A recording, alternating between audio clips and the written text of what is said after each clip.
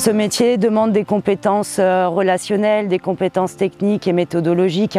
Quand on va accueillir une personne sur le dispositif emploi accompagné, on va évaluer sa situation. On va aussi du coup co-construire le parcours de la personne. Il faut être un vrai caméléon, il faut savoir s'adapter en toute situation. Il est important de pouvoir comprendre les différents types de handicap, surtout comment ça se manifeste chez les personnes.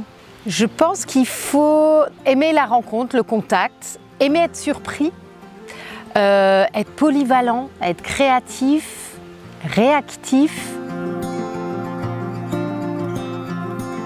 C'est quand les personnes commencent à reprendre confiance en elles et qu'elles soient insérées durablement dans l'emploi. C'est quand une personne passe, par exemple, d'un j'en suis incapable à et si c'était possible. Voilà, ça c'est vraiment chouette. Je crois beaucoup à l'inclusion. Je pense que toutes les personnes, qu'elles soient en situation de handicap ou dans d'autres situations, ont leur place dans le système. C'est le fait de savoir que ça ne va pas forcément être simple, mais on va trouver un chemin, une issue, une solution, voire plusieurs.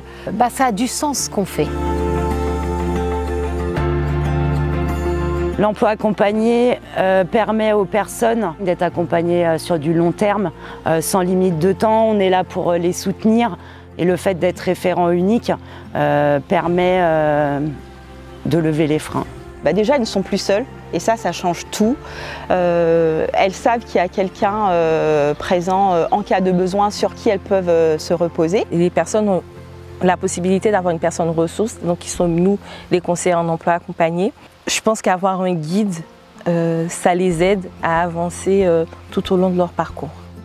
Je pense que ça leur apporte un vrai soutien au quotidien parce que ce qu'on accompagne souvent, c'est des parcours cabossés et qui sont en déficit d'espoir. Et notre accompagnement au quotidien, ça reconstruit un petit peu tout ça.